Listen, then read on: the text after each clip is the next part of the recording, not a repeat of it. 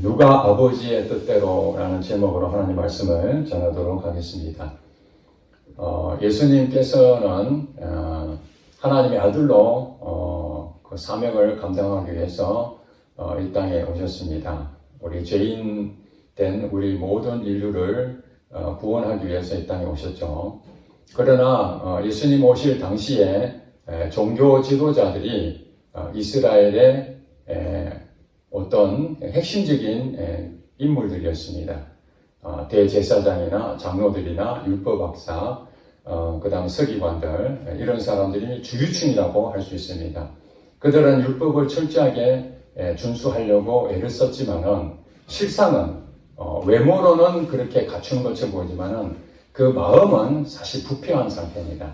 그들은 돈을 좋아하고 명예를 좋아하고 사람들에게 인정받고자 하는 그런 부분들이 컸었습니다.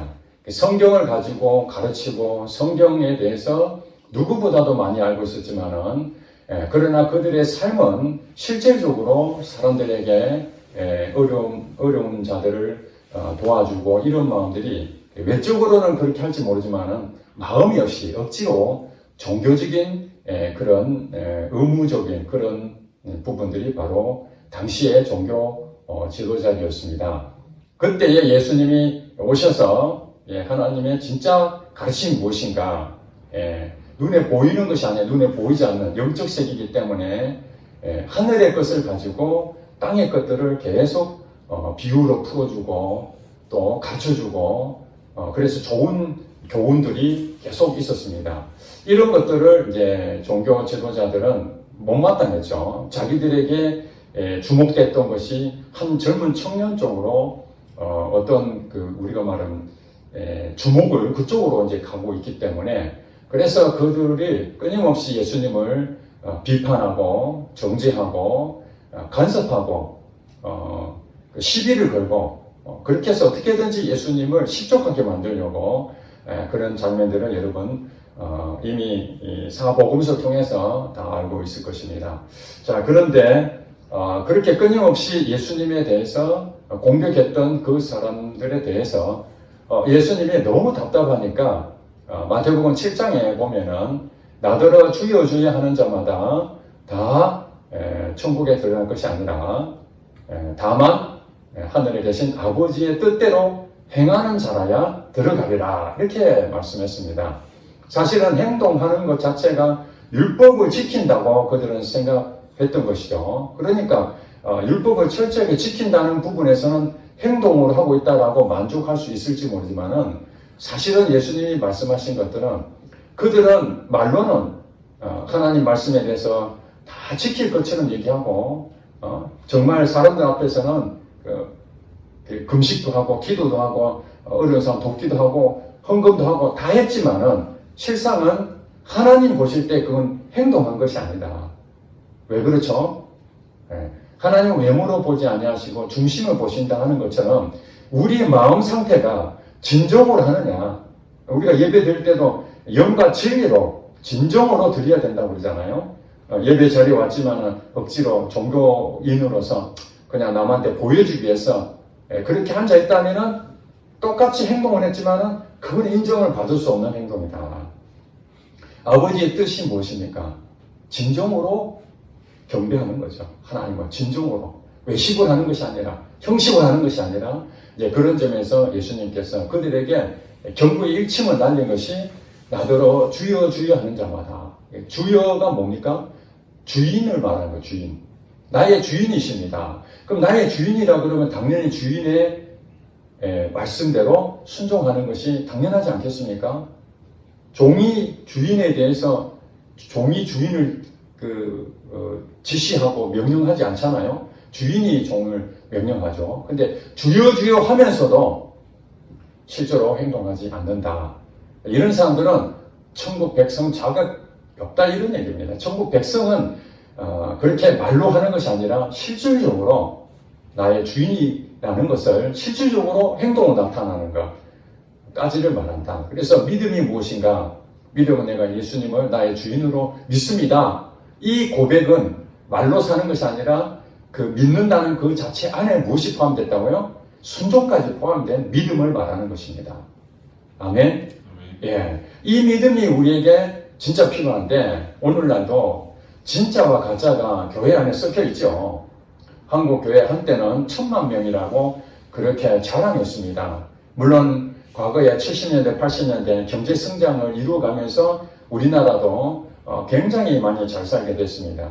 그러면서 또 시골에 있던 사람들이 도시로 나오고 우리 교회도 다니고 그러면서 육적으로도 굉장히 성장했지만은 우리 교회적으로도 양쪽으로도 굉장히 많이 성장하는 그런 계기가 됐습니다. 그래서 이제 70년대, 80년대를 한국교회 부흥의 시대다 이렇게 할 정도로 대단했었습니다. 그래서 국민 4명 중에 1명은 기독교인이다. 25% 이렇게 자랑을 한 적이 있었습니다. 지금은 어떻습니까? 통계적으로 조금 차이가 있습니다만은 한 600만 명 정도 그렇게 예상을 합니다. 그것도 다 2단까지 다 포함했을 때 한 600만 명 정도니까 엄청나게 많이 줄었죠. 여러분 아시다시피 청년들, 그 다음에 학생들, 주일학교 이런 자녀들은 10%가 안 됩니다. 이제 나이가 드신 분들은 그래도 어렸을 때부터 아니면은 오랫동안 신앙생활을 했기 때문에 중간에 탈락하는 경우가 거의 없겠죠. 그러나 세대별로 봤을 때 이제 다음 세대가 얼마나 걱정이 되는 세대인지 왜 이런 일이 생겼을까요? 여러분 아시다시피 성경은 갑자기 그 소설 쓰듯이 누가 쓴 것이 아닙니다. 아시다시피 수천 년 동안 42명의 하나님의 사람을 통해서 기록이 된 거잖아요. 수천 년 동안. 그런 부분에서 이 책은 권위를 우리가 인정할 수밖에 없고 쓰여진 때부터 지금까지 하나님은 여전히 살아계시고 하나님이 하셨던 그 역사적인 것뿐만 아니라 영적인 부분에서 이 책을 본 사람들마다 정말로 변화되고 인생이 바뀐 일들이 너무나 많지 않습니까? 어떤 책보다도 이 성경책이야말로 최고의 권위를 가질 수밖에 없는데 왜 젊은 사람들이나 또 아직도 수많은 사람들이 이 기독교에 대해서 호응을 하지 못하고 여기에 대한 권위를 인정하지 못할까요? 그것이 바로 우리 교회 안에 진짜와 가짜가 이렇게 섞여 있다는 것입니다. 그리고 진짜가 대부분이라면은 그래도 가짜가 일부 있으니까 그냥 어떤 한 부분이구나 그렇게 치부할 수 있지만은 대부분 교회 안에서 진짜라는 사람들이 그렇게 많지 않고 가짜들이 너무 많다면은 이제 반대의 현상이 일어나게 되는 거죠.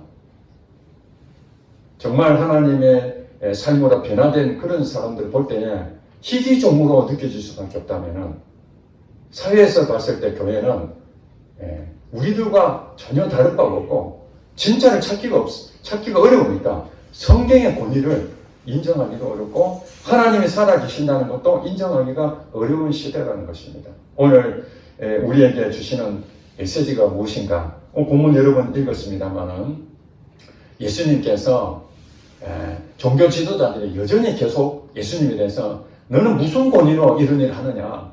계속 시비를 거는 가운데에 예수님이 저들에게 한 비유로서 설명하는 내용입니다.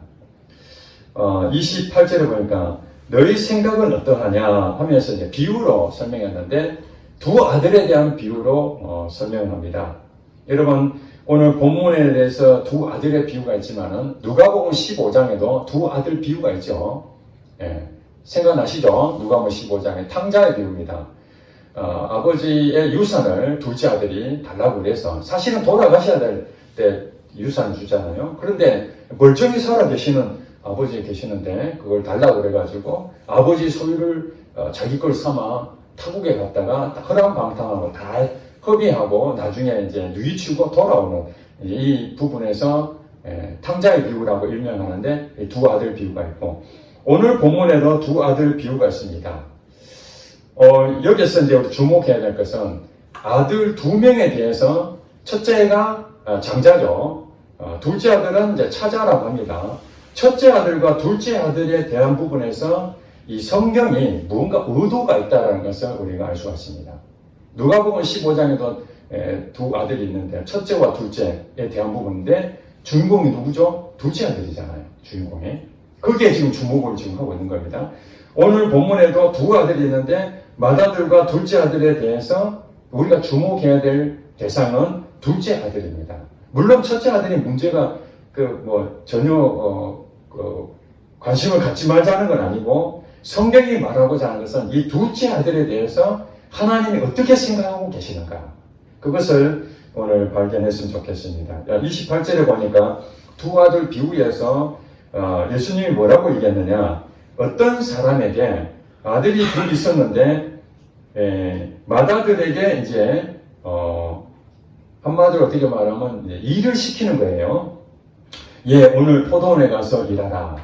아마도 당시 상황을 봤을 때에 농사를 짓게 되면은 가족이 많아야 되죠. 일꾼이 필요하니까 아버지도 일하지만은 또 아들들도 일하는 그런 부분이 늘 익숙해져 있는 상황이라고 볼 수 있습니다.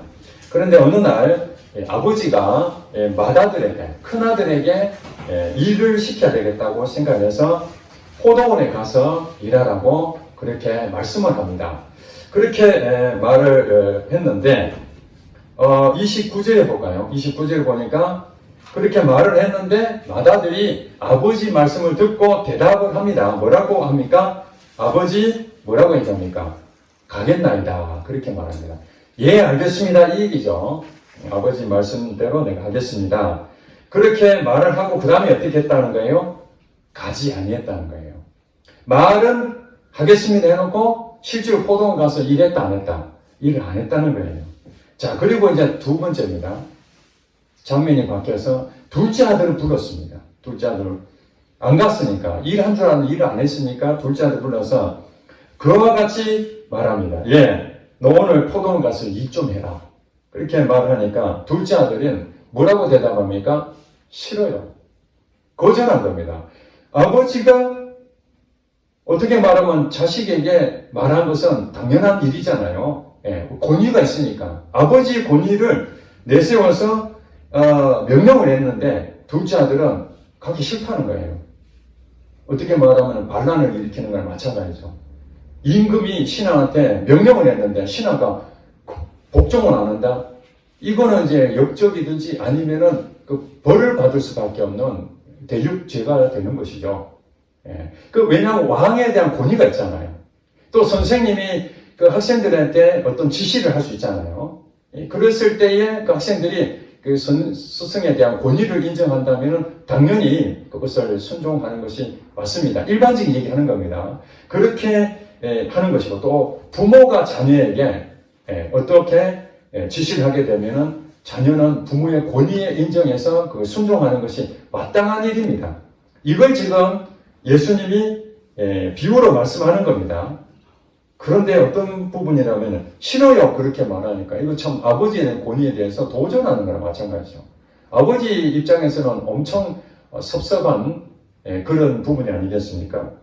그런데 이제 문제가 뭐냐면 그렇게 했는데 둘째 아들이 처음에는 가기 싫다고 그렇게 말했다는 얘기는 누가 일하는 걸 좋아하겠습니까?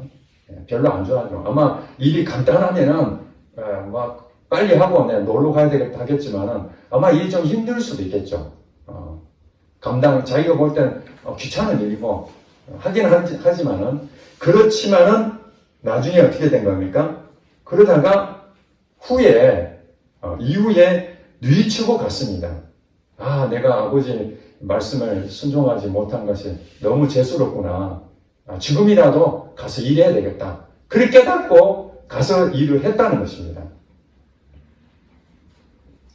자, 오늘 비유에 대해서 두 아들에 대한 얘기 하잖아요. 두 아들에 대한 얘기인데 상황은 정반대에 대한 부분으로 얘기를 하고 있습니다. 우리가 가정을 해보면은 네 가지의 그 답을 할 수가 있겠죠. 하나는 아버지가 아들에게 지시를 한다고 하면은 그렇게 하고 갈 경우가 있죠. 아버지가 지시한 것에 대해서 알겠습니다. 말하고 그 다음에 행동으로 실제로 가서 포도원을 일을 했다. 이게 한 사례가 될 수 있고, 또 하나는 뭐냐면 예 해놓고 안 갈 수도 있죠. 예. 말로는 알겠습니다 했는데 실제로는 일을 하지 않는 이런 케이스가 또 있겠죠. 그 다음 또 한 케이스는 둘째 아들처럼 싫어요. 싫어요 해놓고 뉘치고 난 다음에 내가 잘못했구나. 그리고 아버지가 말한 대로 순종하는 케이스가 있죠. 세 번째 케이스죠. 네 번째 케이스가 뭡니까? 싫어요 해놓고 끝까지 일을 안 하는 경우가 있겠죠. 이 네 가지의 그 유형이 있을 수 있는데 오늘 본문은 네 가지 다 설명하지 않냐고 두 가지만 설명하고 있습니다.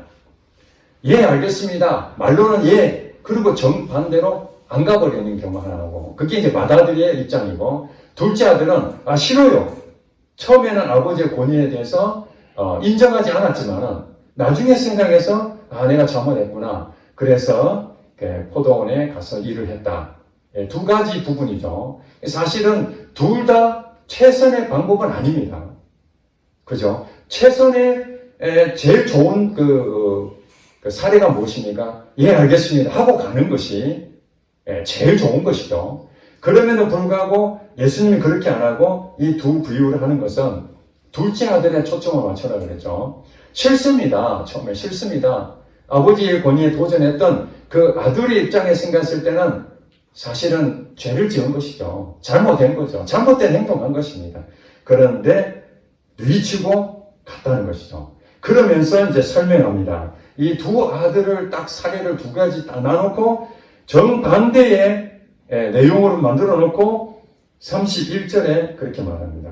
그 둘 중에 누가 아버지의 뜻대로 하였느냐? 여러분 어떻게 생각하십니까? 누가 아버지의 뜻대로 했죠? 아버지의 지시가 뭐였습니까? 포도원에 가서 일하는 것이죠. 근데 예라고 했던 것이냐 아니오라고 했던 것이냐 그것이 중요한 것이 아니라 실제로 아버지가 말씀했던 포도원에 가서 일하는 것이 아버지의 뜻대로 행동하는 것이죠. 그래서 이 둘 중에 누가 아버지의 뜻대로 하였느냐 이렇게 이제 질문한 겁니다. 거기 있는 대상자들한테. 하니까 그들이 이르되 둘째 아들입니다. 예수님이 말씀하고자 하는 부분을 그들이 대답을 한 거예요. 둘째 아들 당연하죠. 그러면서 예수님이 여기에 대해서 이제 비유한 것에 대한 이제 풀어줍니다. 내가 진실로 너희에게 이르노니 세리들과 창녀들이 너희보다 먼저 어디에 들어가리라? 하나님 나라에 들어가리라. 세리들과 창녀들은 여러분 아시다시피 당시 이스라엘의 문화적인 부분에서는 천국에 들어가지 못할 자에 취급받았던 사람들입니다. 종교 지도자들은 천국에 들어갈 수 있는 그런 위치에 있는 사람들로 인정을 했다면 세리나 창녀나 이런 사람들은 죄인 취급을 했습니다. 그러니까 하나님 나라하고는 전혀 무관한 사람들이다. 그렇게 생각했던 사람들인데 오히려 오늘 지금 예수님이 말씀하고자 하는 것은 세리들과 창녀들이 너희가 누굽니까? 종교 지도자들을 말하는 겁니다. 천국에 들어갈 것으로 스스로 믿고 있었던 그 사람들보다 먼저 하나님 나라에 들어간다. 이렇게 말하고 있습니다. 그 이유를 32절에 이렇게 설명합니다. 요한이, 세례 요한입니다. 요한이 의의 도로 너희에게 왔거늘 예수님보다 먼저 와서 광야에서 외치는 자의 소리다. 이러면서 회개에 합당한 열매를 맺어라. 그리고 세례를 줬지 않습니까? 그 세례 요한이 의의 도로 너희에게는 왔거늘 그러니까 예수님 오시기 직전에 한마디로 포석을 깔아놓은 그 일을 한 것이요. 예수님이 메시아가 오신다. 거기에 대한 부분들을 회개하라. 천국이 가까웠다. 예수님이 오시면 천국 가지고 오시는 거니까 그렇게 이제 설교하는 것들을 가져왔지만은 너희는 그를 믿지 아니하였다. 이게 종교 지도자들은 세례 요한은 메시아는 아니지만은 예수님이 올 것을 미리 와서 이 한마디로 사람들한테 홍보를 하는, 알려주는 메신저 역할을 했던 건데 그것조차도 받아들이지 않았다는 것이죠. 그런데 죄인 취급 당했고 천국에 대해서 전혀 자격이 없다고 생각했던 세리와 청년은 오히려 세례 요한이 말했던 회개하라. 죄인들은 회개하고 예수님을 믿어야 된다라는 부분에서 그들은 아멘 했다는 것입니다. 이것 때문에 세리와 창녀라는 이 죄인들이 종교 지도자들보다 먼저 하나님 나라에 입성한다. 이렇게 예수님이 말씀하시는 것입니다. 그리고 마지막에 이렇게 일침을 가합니다. 너희는 이것을 보고도 끝내 뉘우쳐 믿지 아니하였도다. 끝내. 여러분 여기서 중요한 것이 무엇입니까? 첫째 아들을 보세요. 예, 가겠습니다. 이 사람들이 누구라고요? 사실은 예수님께서 그 사람 대상을 종교 지도자들, 끝내 뉘우쳐 믿지 아니한 자들을 맏아들로 비유를 하고 있는 것입니다. 그들은 하나님 말씀에 이미 가르침도 받았고 그것을 남한테도 가르치기도 하는 그런 위치에 있었고 천국에 대해 소망하는 그런 사람들이었지만은 실제로는 행동으로 보여지지 않았다는 것입니다. 그래서 예수님께서 진짜와 가짜를 어떻게 구별할 수 있느냐, 진짜와 가짜를, 그것은 열매를 보아 알 수 있다. 열매. 좋은 나무에게 아름다운 열매가 맺고 또 못된 나무에게 나쁜 열매가 나쁜 나무에게 못된 열매가 맺는다. 그러니까 우리가 말하는 원래 그 나무 자체가 아름다운 열매를 맺을 수도 있고 못된 열매를 맺을 수 있다. 이런 얘기죠. 그러니까 신분 자체가 진짜 하나님을 믿는 사람이라면은 둘째 아들처럼 처음에는 내가 자격도 없고 천국 백성으로서 인정받을 수 있는 게 하나도 없는데 하나님의 은혜로 나를 불쌍히 여겨주세요. 남들 앞에 가서 떳떳하지도 못하니까 저 뒤에서 가슴을 치면서 나를 불쌍히 여겨주세요. 이런 심정을 가진 그 사람에게 천국이라는 것을 하나님께서 선물로 주신다는 것입니다. 그러니까 실질적으로 여기서 말하는 첫째 아들은 종교 지도자들, 오늘날로 말하면 종교인들이죠. 열심히 신앙생활 하는데 진짜와 가짜라는 부분들을 구별하는 것을 열매를 보아한다니까 행동하는 것이 아버지 말씀에서 순종하고 가면은 그게 아버지 뜻을 행동하는 거잖아요. 그래서 예수님 말씀하시는 주여 주여 하는 자마다 다 하나님 나라에 가는 것이 아니라 아버지 뜻대로 행하는 자가 들어간다. 이것이 오늘 이 본문에 둘 중에 누가 아버지 뜻대로 행동했다고요? 둘째 아들입니다. 이거 맞잖아요. 그러니까 오늘 진짜인 사람과 가짜인 사람들이 나타나는 행동들은 성령이 우리 안에 와 계시면은 당연히 겸손한 마음을 가질 수밖에 없습니다. 맏아들처럼 나는 천국 들어간다. 그렇게 해서 외적으로는 사람들 앞에 인정도 받고 직분도 높아지고 존경받는 그런 모습으로 갖췄다 할지라도 실질적으로 마음은 부패한 그런 마음을 가지고 있으니 그러면서 끝까지 이 모습을 그대로 유지하고 언제까지 간다는 거예요. 죽을 때까지 그렇게 산다는 거예요. 죽을 때까지. 그래서 사실은 우리가 이 맏아들에 대해서 성경에 굉장히 부정적으로 지금 이렇게 기록을 하잖아요. 근데 사실은 맏아들은 원래 부정적인 그것이 아니었습니다. 상속권을 누구한테 줍니까? 맏아들한테 줍니다. 장자에게 상속권이 다 들어갑니다. 왜냐하면 아버지의 모든 것을 이 첫 번째가 상속을 받는 것 자체는 뭐냐면 책임을 지는 거죠. 이 집안의 모든 부분을 아버지 것으로 물려받은 것은 유산만 아니라 영적인 모든 믿음의 유산까지 다 받아서 그 후손들에게 그대로 전수해야 될 그런 책임도 있는 거예요. 아버지의 것들을 다 받는다는 권리도 있지만은 그 권리뿐만 아니라 반드시 또 우리가 행동해야 될 어떤 책임이 따르는 것이죠. 그러니까 그 중압감은 무겁을 수 있지만은 그만큼 막중한 또 권리를 가지고 있는 것이 장자권입니다. 그래서 상속권을 받으니까. 그리고 기업에 대한 얻을 수 있는 자격이 이 장자에게 있습니다. 그러니까 이 장자는 이 집안에 비록 형제들이 많이 있다 할지라도 그 장자는 똑같은 형제가 아니라 한 집안에 아버지가 없으면 가장 역할까지 해야 될 그런 사명이 뭐 지금은 많이 흐려졌습니다만은 과거부터 그동안 쭉 이어져 왔던 이 장자권에 대한 유산 상속을 많이 주는 이유가 바로 그겁니다. 그러면은 이 장자의 역할은 뭐냐면은 아버지의 뜻을 잘 받들고 그렇게 행동하며 살고 그 삶을 그대로 형제들과 자녀들에게 본을 보여야 됩니다. 그것이 그들에게 주시는 사명인 거예요. 그러니까 맏아들 먼저 불렀잖아요. 맏아들 불러가지고 오늘 표던에 가서 일하라. 이것은 아버지의 권위를 가지고 아들에게 특별히 장자에게 말씀하신 거예요. 그러면 장자는 그 권위를 아버지 권위를 인정하고 그 아버지 말씀대로 100% 순종하고 그 순종한 모습들을 이제 다음 자녀들까지 흘러가게끔 그 역할을 맏아들이 사명을 가지고 했었어야 됩니다. 근데 오늘 본문처럼 그 역할을 안 하고 하나님이 첫 번째라는 것은 굉장히 중요한 위치이기 때문에 아무나 하는 게 아니라고 첫 번째로 태어난 사람에게만 주시는 특권을 가지고 있잖아요.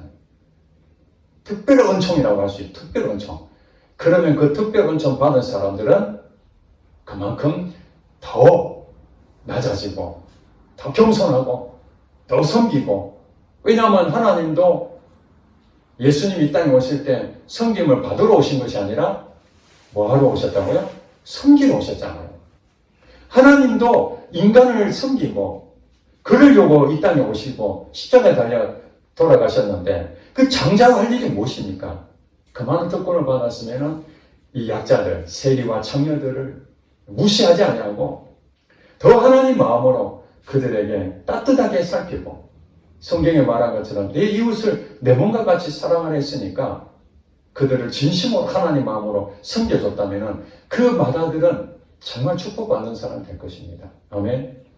하나님 원하시는 건 맏아들에게 원하시는 그것이었어요. 그런데 계속해서 성경에서 말하고 있는데 맏아들의 그 부분을 못하고 있기 때문에 그 사명을 감당하지 못하니까 그 다음에 어떤 부분이 생깁니까? 둘째로 넘어가는 겁니다. 그 은혜가 첫째한테 줬는데 그 사명을 감당을 못하니까 둘째로 넘어간 것이죠.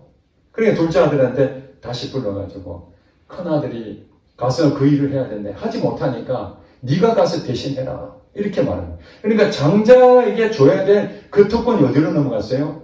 차자로 넘어가게 된 거죠. 그러면 차자로 넘어갔으면 차자도 마찬가지로 그만한 능력이 안 되잖아요. 장자는 예 알겠습니다 하는 정도의 수준에 있었지만 둘째는 싫습니다.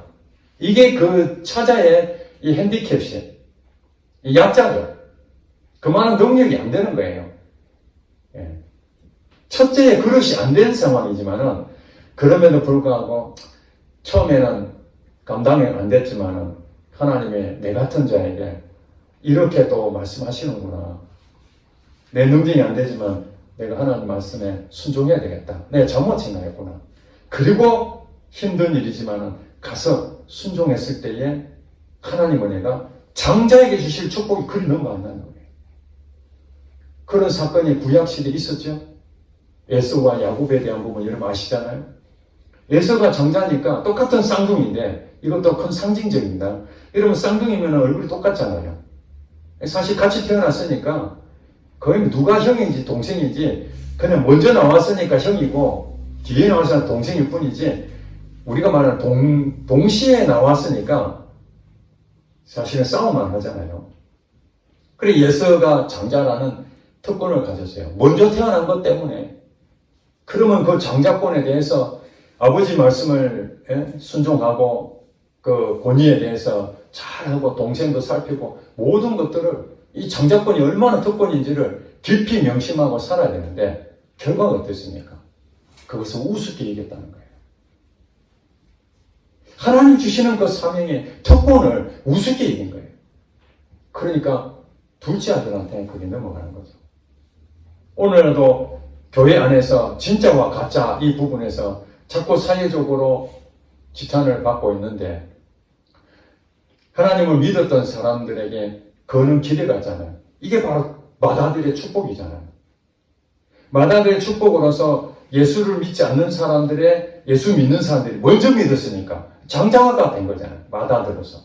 장자의 특권으로서 우리가 먼저 은혜를 입었으니까 우리가 이제 예수를 믿지 않는 이방인들 향해서 뭘 해야 되겠습니까? 그들에게 본을 보이고 예수님의 마음으로 섬기고 사랑하고 이런 모습들을 우리가 가져야 되는데 그걸 갖지 아니하고 종교 지도자들처럼 외적으로는 교회 열심히 다니고 남들한테 저 사람 교회 다니는구나. 심지어는 독실한 그리스도인, 독실한 기독교인이라고 그런 소리 듣지만은 실제로 삶의 모습 보면은 여기에 첫째 아들처럼 하나님에 대해서 예비하고 경배하고 내가 믿습니다. 그렇게 주여 나의 주인이 되십니다. 그렇게 말하지만은 결과적으로 주인은 참 관계없고 내 마음대로 싫습니다 하는 것처럼 가지도 않고 그러면 이 맏아들이 어디 갔겠습니까? 포도원에 가서 일하라 했으면은 해놓고 어디 갔겠습니까? 엉뚱한 데가 있는 것이죠. 길을 벗어난 거예요. 아버지가 말씀하는 것이 그게 진리의 길이잖아요. 바른 길이잖아요. 아버지가 원하는 거기 가는 것이 순종의 길이니까 그게 바른 길이거든요. 거기서 이탈해 버렸으니까 엉뚱한 곳에 가 있는 거죠.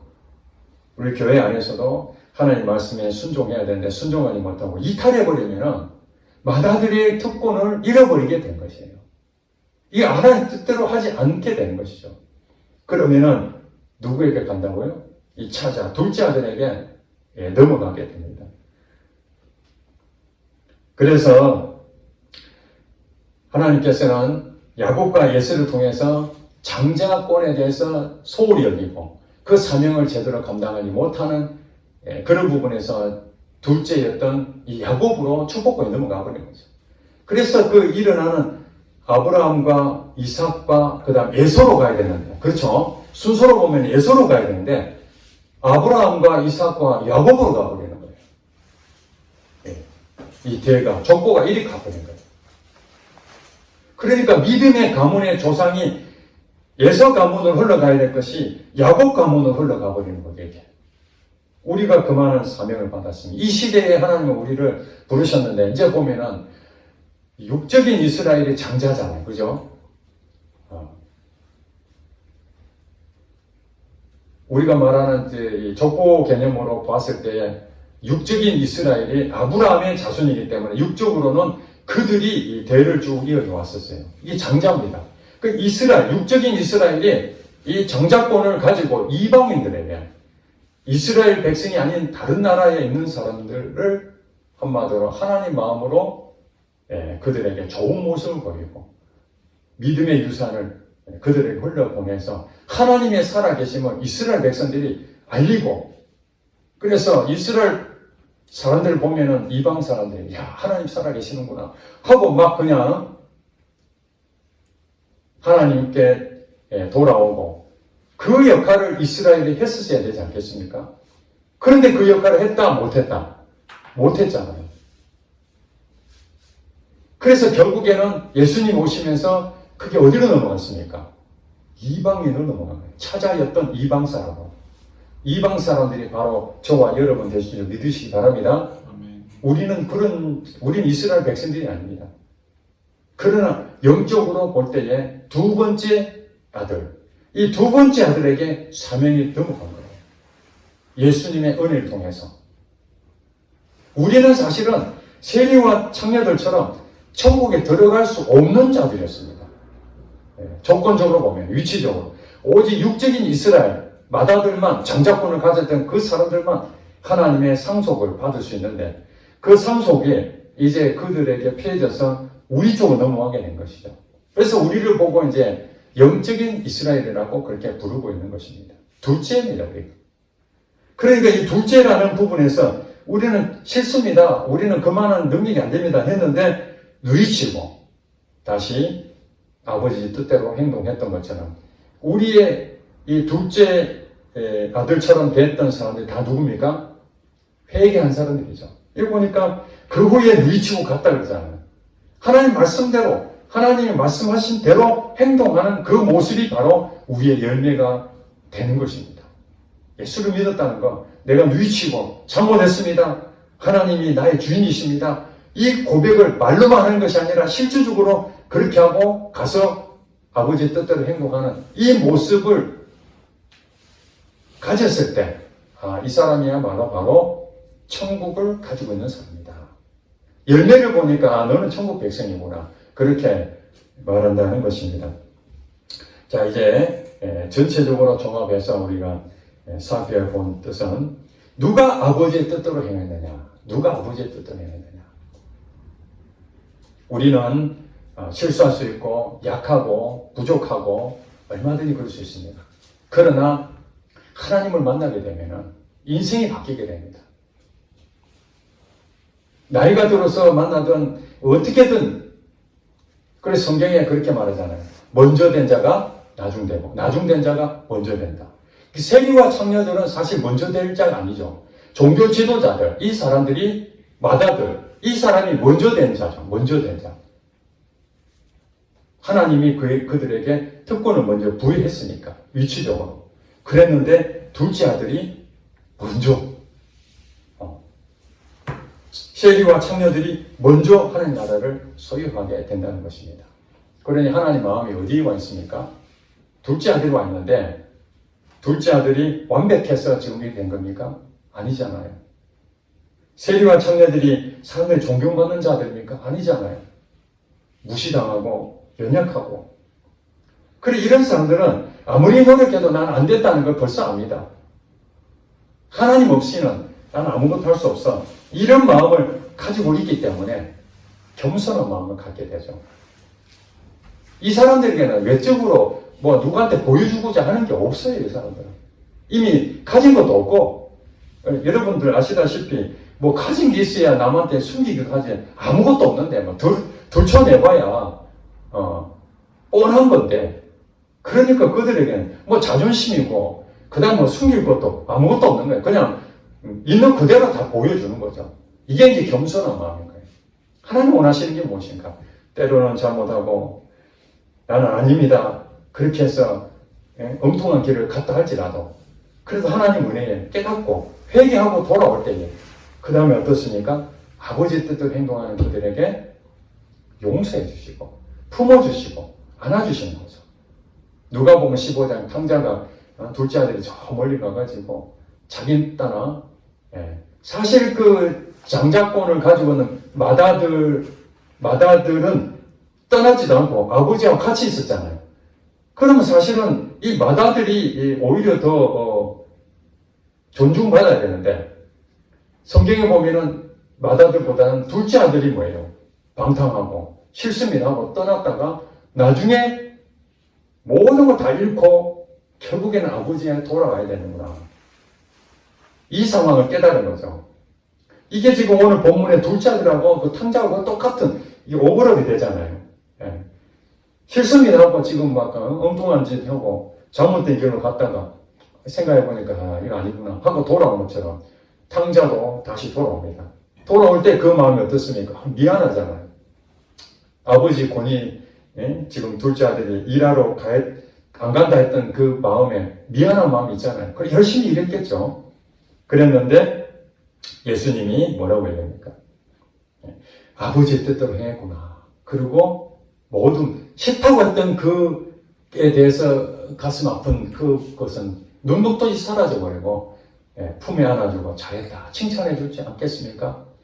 그리고 돌아온 탕자 신발을 다 벗고 뛰어가서 그 입 맞추고 안아주고 손을 잡고 잔치까지 베풀어줬다고 하지 않습니까? 우리의 주인이 그런 분입니다. 하나님은, 지금 예수님 말씀은 하나님은 회개하고 돌아오면 나는 천국 갈 자격이 없는데 하나님 은혜로 나를 불쌍히 여겨주세요. 이렇게 하고 돌아온 자에게는 선하신 분이라, 좋으신 분이라, 은혜를 베푸시고 자비를 주시는 분이라는 것을 가르쳐주고 있는 것입니다. 그러니 이 말씀은 사실은 종교 지도자들에게 이 쓴소리를 하고 있지만은 그 외에 나는 천국 갈 수가 없구나. 이런 사람들에게는 이게 눈이 번쩍 뜨이는 말씀 아니겠습니까? 오히려 마다들에게 천국 가고 둘째 너희들은 거들떠 보지도 않고 너희들은 천국 백성도 아니야. 그리고 무시해버려 하면은 예수님도 우리의 그 메시아로 구원자로 받아들일 수가 없는데 지금 죄인이라고 생각했던 이 둘째 아들과 같은 이들이 느꼈을 때 그렇게 이 비유를 보면서 들으면서 그런 생각했을 것입니다. 아, 그 둘째 아들이 바로 나구나. 예수님 말씀한 둘째 아들이 바로 나오구나. 그럼 나도 천국 갈 수 있구나. 나도 희망이 생기는구나. 그리고 주여 나를 불쌍히 여기소서.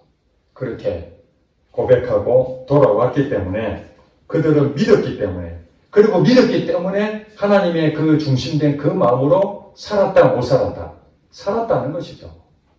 안 살았다면 종교 지도자가 똑같을 텐데 그렇게 살았던 거예요. 하나님 말씀으로 순종하고 살았다는 것입니다.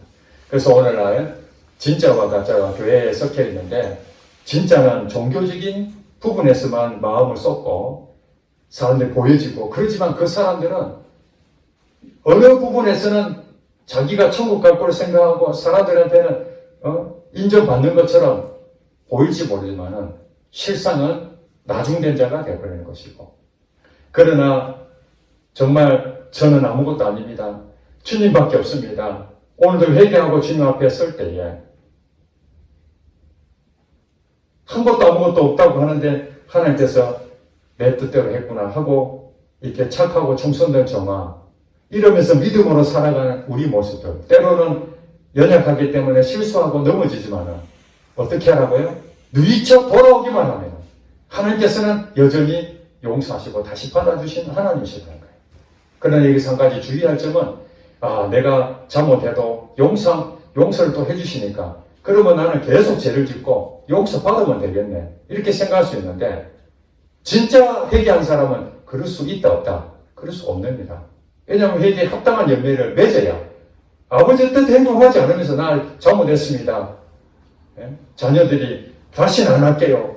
부모님한테 정말 잘못했을 때 책을 당할까 두려워가지고 안 맞으려고 다시는 안 하겠습니다. 하는데 또 잘못하고 하면은 그게 진정성이 있을까요? 진정성이 없잖아요. 진정성이 있다는 건 뭔 말입니까? 거기에 대해서 깊이 누이치고 때로는 실수해서 아차 할 수도 있지만은 정말 그것을 안 하려고 그런 모습을 진정성 보일 때 부모가 애가 알아들었구나. 이제 고치려고 하는구나. 잘못을 인정하는구나. 그렇게 알아듣잖아요. 근데 오늘날도 진정성 있는 그런 삶을 살아야만 예수를 믿지 않는 지금 우리가 이제 둘째 아들이 상속권이 들어왔으니까 우리가 장자권을 얻었으니 맏아들 같이 돼버렸잖아요. 그러면 여전히 지금 이제 이방인이라고 생각하는 예수 안 믿는 불신자들이 우리의 모습을 보고 하나님이 살아계시는구나. 그 모습으로 우리가 그 사명을 감당해야 되겠습니다. 그렇지 않다면 우리도 똑같이 하나님 앞에 맏아들과 같이 교만하고 가짜라는 것을 하게 되면 하나님 마음의 권위를 부정하고 권위를 인정하지 못하는 하나님이 살아계심에도 불구하고 하나님 없는 것처럼 보여지는 일을 할 수가 있다는 것입니다. 그래서 저와 우리 성도 여러분들은 비록 차자로서 하나님의 은혜로 우리가 구원을 받았으면 이제 가짜가 아니라 진짜로 하나님 말씀이 무엇인지 뜻대로 행동하는 모습으로 이 땅 끝날 때까지 그렇게 살게 되면은 여러분들은 이미 천국을 소유하고 있고 그 천국의 사람으로서 누리고 또 영원한 나라를 얻게 될 줄로 믿습니다. 기도하겠습니다.